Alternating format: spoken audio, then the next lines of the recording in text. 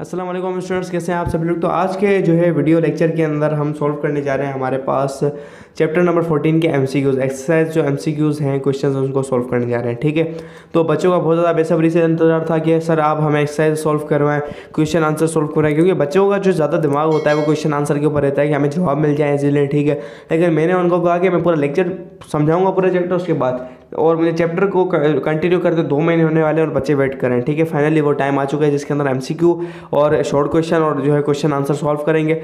आज की वीडियो में एमसीक्यू, कल वीडियो आएगी उसके अंदर आपके पास आएंगे शॉर्ट क्वेश्चन, थर्ड वाली वीडियो में आएंगे लॉन्ग क्वेश्चन। ठीक है, तो जो भी चैनल पर नए हो तो चैनल को सब्सक्राइब कर लीजिएगा, और साथ साथ अगर थोड़ी वीडियो इन्फॉर्मेटिव लगे ना, अच्छी लगे तो लाइक कर देना, और अच्छी लगे तो सब्सक्राइब करना। अगर मज़ा नहीं आए वीडियो के अंदर तो चले जाना, मत करना सब्सक्राइब, कोई बात नहीं है। ठीक है, तो फर्स्ट एमसीक्यू आ जाता है, in which part of the respiratory system gases exchange takes place. कौन से पार्ट रेस्पिरेटरी सिस्टम के अंदर कौन सा पार्ट है जिसके अंदर गैसेस का एक्सचेंज होता है? तो फेरिंग्स नहीं, फेरिंग्स हमारे पास ऊपर होता है पार्ट जो कि एयर को मूव करवाने के अंदर हेल्प करता है। ट्रेकिया एक पाइप होता है जो कि आपके पास ब्रोंकाई के अंदर कन्वर्ट होता है जो कि लंग्स तक पहुंचाने के। लैरिंक्स एक साउंड बॉक्स होता है जो कि साउंड प्रोड्यूस करने में हेल्प करता है। तो 3 चले गए, एक बचा अल्वुलाई। अब अल्वुलाई वही होता है जो कि गैसेस को एक्सचेंज टेक प्लेस करता है। ठीक है, दूसरा, विच of the following statements is true? Which of the following statement, यहाँ पर एस नहीं आएगा, गलत लिखा हुआ है, बुक वालों की मिस्टेक है, ग्रामेटिकल स्टेटमेंट्स नहीं होगा, यहाँ पर स्टेटमेंट होगा। ठीक है, which of the following statement is true about involuntary breathing? Involuntary breathing कहते हैं जिसको हमारा ब्रेन कंट्रोल करे। तो ब्रेन जो होता है, इनवॉलेंट्री जो ब्रीथिंग होती है कौन कंट्रोल करता है? ब्रोंक्यूल कैसे कंट्रोल करेंगे? वो तो हेल्प करते हैं यार ब्रीथिंग के लिए, वो कंट्रोल मैकेनिज्म थोड़ा है इसका। पल्मोनरी आर्टरियोल्स, वो तो ब्लड को डिलीवर करती हैं। अल्वुलर कैपिलरी नेटवर्क, बात सेम हुई, जो कैपिलरीज हो गई। हाँ, वो आर्ट्रियोल है, पल्मोनरी आर्टरियोल्स नहीं, अल्वुलर कैपिलरी नेटवर्क नहीं। It is control by the brain से। ब्रेन के कौन से पार्ट से? न्यूरॉन से, and located in the medulla and pons. Medulla और पोन्स के जो न्यूरॉन है, dorsal respiratory group of neurons, ठीक है, मेडुला के अंदर और पोन्स के अंदर जो इंपॉर्टेंट टाइप की जो न्यूरॉन्स है वो हेल्प करते हैं। ठीक है, इसका जो करेक्ट आंसर है वो होगा डी। ठीक है, तो ज़्यादा जो लकीरें हमने लगाई हैं फिजूल में उसको करते हैं रिमूव, एंड जो करेक्ट आंसर है उनको कर देते हैं हाईलाइट। ठीक है, पहले का जो जवाब था वो था हमारे पास अल्वुलाई, अब इसका जो जवाब है वो है डी। नाउ थर्ड क्वेश्चन आ जाता है हमारे पास, the tiny sacs present in human lungs is called. Human lung के अंदर छोटे छोटे सैक्स प्रेजेंट होते हैं, उसको क्या कहते हैं भाई? ब्रोंकस कहते हैं, ब्रोंक्यूल, ब्रोंकस। वो एक आपके पास ट्यूब्यूल्स होती हैं इस टाइप की, बट सैक्स नहीं होते। बट जो एयर के जो कट्टे होते हैं जिसके अंदर अल्वुलाई फूकती हैं, सच टाइप ऑफ बैलून, वो होती हैं अल्वुलाई। तो A is the correct answer. Book में भी लिखा है alveoli are the air sacs. ठीक है, जबकि ब्रोंक्यूल और ब्रोंकस जो होते हैं पाथवे होते हैं लाइन सच टाइप के, एक ब्रांचेस होती हैं एक ट्यूब की। ठीक है, ब्रांचेस होती हैं ट्यूब की। ठीक है, alveoli, A is the correct option. Now question number 4, MCQ number 4। ठीक है, the exchange of gases between the external environment and the lungs. बाहर से अंदर लेके आने के प्रोसेस को क्या कहते हैं? बाहर से गैसेस का एनवायरनमेंट से, एटमॉस्फेयर से लंग्स के अंदर लाने को क्या कहते हैं? उस रेस्पिरेशन को क्या कहते हैं?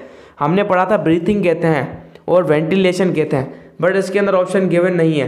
पहला ऑप्शन है रेस्पिरेशन। ठीक है, रेस्पिरेशन पूरे मैकेनिज्म का पार्ट है, respiration is the correct answer, but एक बड़ा ऐसा है। अब मैं आपको समझाऊं, मेरे पास सवाल आता है, हमारे पास दिल कहाँ पर प्रेजेंट होता है?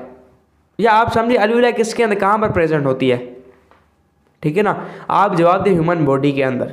सही है, लंग्स के अंदर। ठीक है, सही जवाब। अब आप ह्यूमन बॉडी के अंदर कहेंगे, अब प्रेजेंट तो ह्यूमन बॉडी के अंदर, जब आपको मिनिमम छोटे से छोटी उसके करीबी पोजीशन मिल रही है तो आप छोटी से छोटी पोजीशन को बताएंगे। That's respiration is the complete process. ठीक है, इसके बाद एक्सटर्नल रेस्पिरेशन क्या होती है समझाता हूँ। सेलुलर रेस्पिरेशन जो सेल के अंदर होती है, तो सी नहीं होगा। अब बात आ जाती है ए और बी पर। अब ए जो रेस्पिरेशन है उसको कहते हैं वेंटिलेशन। रेस्पिरेशन जो होती है वो वेंटिलेशन भी होती है, और दूसरी होती है सेलुलर रेस्पिरेशन। बी होती है एक्सटर्नल रेस्पिरेशन, कहते हैं बाहर से अंदर लाने के प्रोसेस। वेंटिलेशन को हमने एक्सटर्नल रेस्पिरेशन भी कहा हुआ है।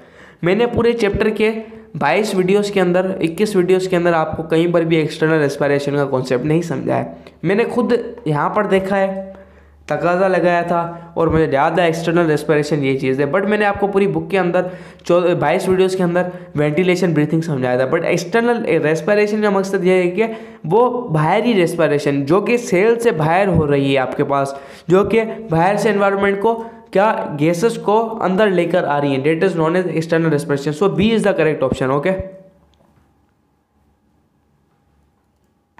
पांचवा आ जाता था मैक्सिमम वॉल्यूम।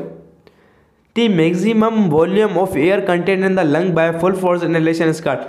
लंग के अंदर एक वॉल्यूम प्रेजेंट होता है, ठीक है, ऑलरेडी एक वॉल्यूम प्रेजेंट होता है। तो अगर आप काम करें क्या, लंग्स के प्रेशर को मेंटेन करने के लिए लंग के अंदर वॉल्यूम प्रेशर, अगर आपने सांस ली नॉर्मली तो आपने फोर्सफुली जितनी अपनी पूरी जान लगाकर सांस बाहर से अंदर लिया, मैक्सिमम इनहेल कर दिया, सांस को अंदर लेते गए तो वो कितना वॉल्यूम होगा, तो मैक्सिमम वॉल्यूम कितना होगा उस एयर का लंग के अंदर। Maximum volume of air contain in lung के अंदर जब आप पूरी तरह से इनहेलेशन कर दें तो वो होता है टोटल लंग कैपेसिटी। वो वॉल्यूम क्या होगा, total lung volume, total lung volume, ठीक है, वो क्या होगा, टोटल लंग वॉल्यूम। अब वो बात ये टोटल लंग कैपेसिटी, ये बात करता है मैक्सिमम कैपेसिटी ऑफ एयर, ये यहाँ पर टोटल लंग कैपेसिटी की जगह वॉल्यूम हो तो अच्छा होना चाहिए। तो D is the correct option, ठीक है, D is the correct option. छठा आ जाता है which one of the following is correct regarding larynx. तो लैरिंक्स क्या होता है, लैरिंक्स एक वॉइस बॉक्स होता है जो कि साउंड प्रोड्यूस करता है, एक पाथवे होता है, एक ऊपर ढक्कन टाइप का होता है, तो कुछ एक कार्टिलेज का स्ट्रक्चर होता है जो कि फेरेंक्स और ट्रेकिया को ज्वाइन करता है, और इसके अंदर म्यूकस की लाइनिंग लगी हुई होती है जो कि पैथोजेंस को रोकती है, बैक्टीरिया वगैरह को, ठीक है, कि म्यूकस की लाइनिंग होती है, थोड़ी हेल्प करती है, ठीक है, प्रोटेक्शन के अंदर। तो पहला it houses the vocal cords, ठीक है, इसके अंदर वोकल कॉर्ड्स होते हैं प्रेजेंट, ठीक है, जो साउंड को प्रोड्यूस करते हैं, ठीक है, करेक्ट है। फिर आ जाता है it prevents the inverting the pathogens into the trachea, ये पैथोजेंस को ट्रेकिया के अंदर घुसने से रोकते हैं, इन्वर्टिंग होना मतलब अंदर जाने से, ठीक है। तीसरा है कि स्ट्रक्चर बना हुआ होता है, ये ऑर्गन तो नहीं होता लेकिन एक कार्टिलेज का ऑर्गन टाइप स्ट्रक्चर होता है जो कि फेरेंक्स को ट्रेकिया से करता है, क्या, एक कनेक्ट करता है, क्योंकि यहाँ पे अलग अलग टाइप के टिश्यू प्रेजेंट होते हैं, ठीक है। तो इसका जो करेक्ट आंसर होगा डी ऑल ऑफ दिस, क्योंकि तीनों ऑप्शन सही हो रहे हैं, डी ऑल ऑफ दिस।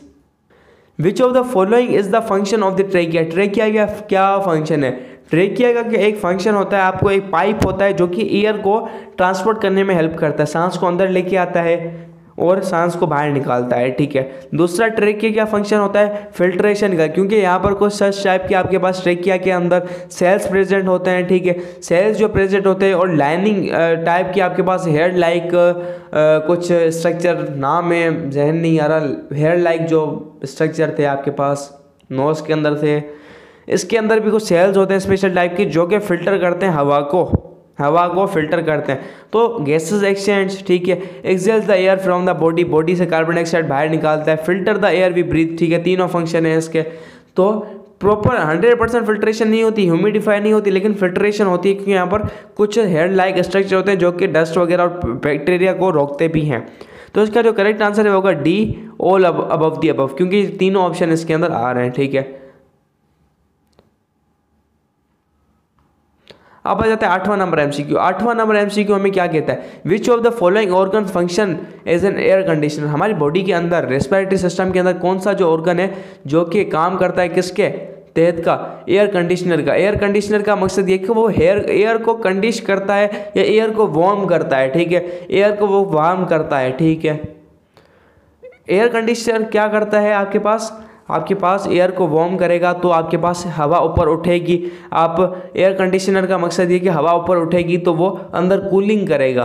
तो बेसिकली जो काम करता है हवा को गर्म करने का होता है नेजल चैम्बर, ठीक है। सी, नाक के अंदर नेजल कैविटी होती है, नेजोफेरेंक्स वाला पार्ट होता है नेजल चैम्बर, जहाँ पर आपके पास हेयर के कुछ इस टाइप के सेल्स होते हैं जो कि आपके पास एयर को जो होते हैं ह्यूमिडिफाई करते हैं, सॉरी आपके पास एयर को जो होता है आपकी एयर को वार्म करते हैं और क्लियरिफाई भी करते हैं, ठीक है। लैरिंक्स नहीं करता, लेरिंग्स तो कतई नहीं करता, फेरेंक्स बिल्कुल नहीं करता, ट्रेकिया थोड़ा बहुत करती है, फेरेंक्स का इतना रोल नहीं, जो रोल है वो है नेजल चैम्बर का। तो इसका जो करेक्ट आंसर होगा वो है सी, ठीक है, नेजल चैम्बर्स, ठीक है। क्योंकि भाई फेरेंक्स का रोल नहीं है इसके अंदर, फेरेंक्स का रोल नहीं है इसके अंदर, ठीक है। लैरिंग्स का इसके अंदर कोई रोल नहीं है एयर को कंडीशनिंग करने में, जो रोल है वो है नेजल चैम्बर का पूरा, ठीक है। अंदर नेजल चैम्बर का होने का मकसद ये है कि आपकी एयर को गर्म करेगा, ठीक है, आपको एयर को गर्म करेगा और एयर की क्लीनिंग करेगा, ठीक है। सो सी इज़ द करेक्ट ऑप्शन। अब आ जाता है हमारे पास 9वां नंबर MCQ, और ये आखिरी MCQ होने वाला है। Which of the following statement is true about the entry of air into the lung, कि हवा जो होती है वो बाहर से लंग के अंदर आती है, तो कौन सी बात सही है, कौन सी स्टेटमेंट सही है? Air enters the body and travels to the lungs through the mouth and nose, ठीक है। एयर बॉडी के अंदर बॉडी के अंदर आती है और ट्रेवल करती है लंग्स के अंदर माउथ के थ्रू। हाँ, हवा जो होती है माउथ के अंदर के थ्रू भी आती है, नोज के थ्रू भी आती है, बात बिल्कुल सही है। B, air enters the body and travels to the lungs through the oesophagus and gullet, तो ये गलत ऑप्शन है। ईसोफेगस और गलेट की मीनिंग क्या थी मेरे जहन में नहीं आ रही। ईसोफेगस एक दूसरा पाइप होता है, ईसोफेगस के थ्रू खाना जाता है अंदर, ठीक है, तो ये भी गलत हो गया। Air enters the body and travels to the lungs through the windpipe and pores, body के अंदर जो पोर्स होते हैं उसके थ्रू, बिल्कुल नहीं। डी है, air enters the body travel to the lungs through the nose and the nervous system, nose के थ्रू, नर्वस सिस्टम के थ्रू। भाई नर्वस सिस्टम के थ्रू आपके पास एयर बॉडी के अंदर कैसे जाएगी? गलत है, डी भी। डी का नोज सही है, बट ए दोनों ऑप्शन सही है, माउथ के थ्रू भी जा सकती है और नोज के थ्रू भी जा सकती है। तो स्टूडेंट 9वें नंबर का जो MCQ का जवाब है करेक्ट, वो है number A, air enters the body and travels to the lungs through the mouth and the nose. तो स्टूडेंट्स ये 9 के 9 MCQ 10 इन्होंने पूरे नहीं किया, मुझे बात समझ नहीं आई। तो मिलते हैं नेक्स्ट वीडियो लेक्चर के अंदर, तब तक के लिए बाय बाय। चैनल को सब्सक्राइब करना मत भूलिएगा और अपने फ्रेंड्स को लाजमी शेयर कीजिएगा वीडियो, जिससे उन तक भी ये जो होते हैं MCQ का सॉल्यूशन पहुंच सके। तो तब तक के लिए bye bye, keep learning and keep exploring.